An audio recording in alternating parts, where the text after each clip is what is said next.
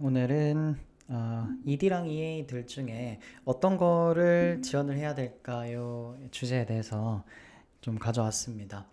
ED는 우리가 그냥 쉽게 생각합시다. ED는 지원해서 합격하면 무조건 가야 됩니다.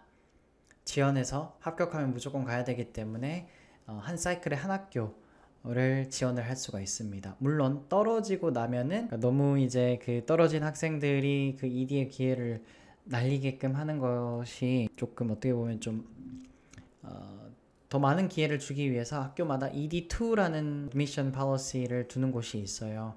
그러면 ED2는 뭐냐? ED1에서 떨어진 학생이 ED2에는 지원을 할 수가 있게 됩니다.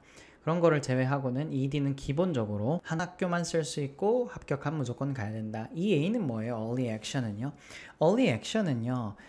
사실 ED와 RD의 중간 정도 성격을 갖고 있는 제도인데요.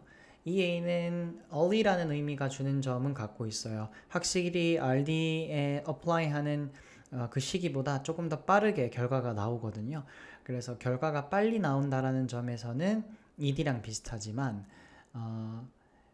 그 바인딩은 아니에요. 합격을 하더라도 여전히 내가 다른 학교에 여전히 최종 학교를 선택할 수 있고 다른 학교에 EA를 또 신청을 할 수가 있어요. 그러다 보니까 ED와 EA는 그러니까 이러한 성격을 갖고 있다. 뭐 RD는 뭐 regular decision이니까 그거는 뭐 평범한 우리가 admission cycle에 해당될 것이고요.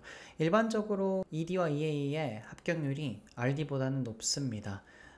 이거는 조금 합격률 퍼센테이지로 가자면은 조금 그 바이어스가 있을 수 있는데요. RD의 지원자가 ED의 지원자보다 훨씬 더 많기 때문에 퍼센테이지는 합격률이라고 하는 퍼센테이지 자체는 RD가 적습니다. 그러나 합격자 그 수로 치면은 토탈 전체 지원자 자체가 높기 때문에 RD를 통해서 합격하는 인원은 더 많고요. ED는 워낙에 지원하는 사람이 RD에 비해 적겠죠. RD는 멀티플 애플리케이션이 가능하니까. 그래서 ED는 토탈 자체는 적으나 합격률로 봤을 때는 훨씬 더 높습니다. 왜냐하면 학교 입장에서 시간과 노력을 기울여서 한 학생을 쫙 프로파일해서 합격증을 줬는데 이 학생이 또 안 온다고 하면 이 학생을 뽑기 위해서 들였던 시간, 노력, 봤던 데이터들 그게 다 낭비로 가는 것이잖아요. 그래서 하나의 비용이거든요, 그것도. 그래서 합격할 것 같은 학생한테 액셉턴스를 주는 것이 굉장히 중요하잖아요. 그런데 이제 ED 같은 경우는 어떻죠? 내가 그냥 여기 붙여주면 난 무조건 가겠습니다 라고 하는 학생의 어떤 무언의 약속이잖아요. 그렇기 때문에 훨씬 더 합격률이 높은 것이고 상대적으로 내가 스탯이나 아니면 소프트적인 측면이 좀 부족하더라도 합격을 시켜주는 것도 그 이유에서입니다. 잠깐 그 합격증을 주는 거에 대해서 얘기인데요. 입학사정관도 매 어드미션 사이클이 끝나면은 그런 통계를 내요. 뭐냐면은 내가 ED를 제외한 EA나 RD에서 합격증을 줬던 학생이 결국 그 학교에 입학한 비율 그런 것까지 좀 조사를 하거든요. 그러니까 입학사정관 입장에서도 어떻게 보면은 자신의 커리어의 중요한 요소 중에 하나는 물론 좋은 학생을 뽑는 것도 중요하지만은 두 번째는 뽑았을 때 올 것 같은 학생을 잘 선별하는 것도 매우 중요합니다. 그래서 우리가 내가 이 학교를 왜 가고 싶어 하는지 이 학교만의 특색을 이야기하는 것도 강조가 되면 좋은데요.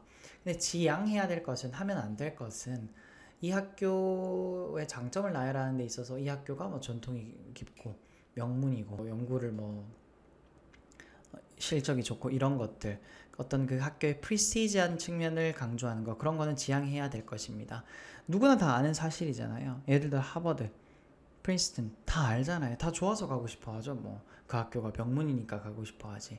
그 이유를 만들어내는 거는 지향해야 될 것인데 그러나 이 학교만의 특징, 특색 같은 거를 강조하는 거 그거는 꼭 있어주면은 진짜 이 학생이 합격시켜주면은 진짜 올 것 같다라고 하는 인상을 줄 수가 있겠죠.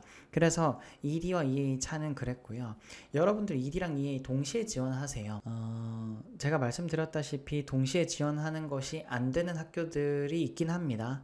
뭐 제가 잠깐 생각하자면 하버드, 스탠포드, 예일 정도는 ED와 EA를 동시에 지원하는 거에 있어서 제한을 둬요. 하지만 대다수의 다른 학교들은 ED를 어딘가에 내고 다른 학교에 또 EA를 내는 거 다 오케이거든요.